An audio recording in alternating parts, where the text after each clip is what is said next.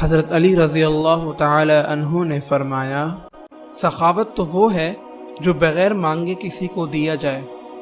جو چیز کسی کے مانگنے پر دی جائے وہ حیا اور شرمندگی سے بچنے کے لیے ہے۔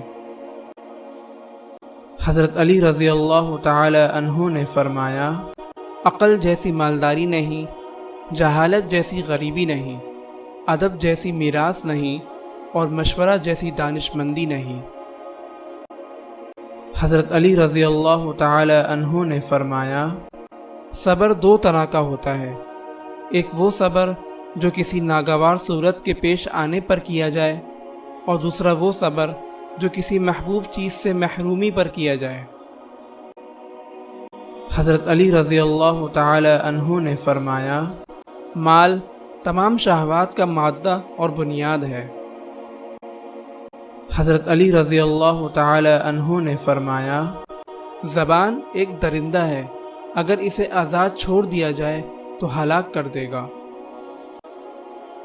حضرت علی رضی اللہ تعالی عنہ نے فرمایا، محبوب لوگوں کو کھو دینا انسان کو وطن میں بھی پردیسی بنا دیتا ہے۔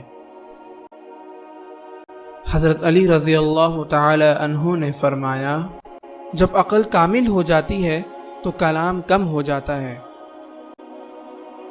حضرت علی رضی اللہ تعالی عنہ نے فرمایا، مجھے اس شخص پر تعجب ہوتا ہے جو اللہ تعالی کی رحمت سے نا امید ہو بیٹھا ہے، حالانکہ اس کے پاس استغفار موجود ہے جس کے ذریعے وہ اپنے گناہوں کو معاف کروا سکتا ہے۔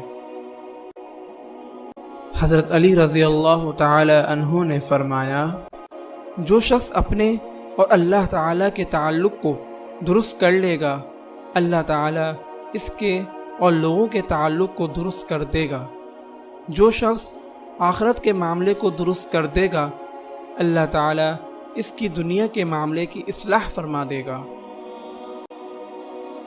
حضرت علی رضی اللہ تعالی عنہ نے فرمایا، کامیاب عالم وہ ہے جو لوگوں کو اللہ کی رحمت سے نا امید نہ کرے اور انہیں اللہ کے عذاب سے مامون نہ کرے۔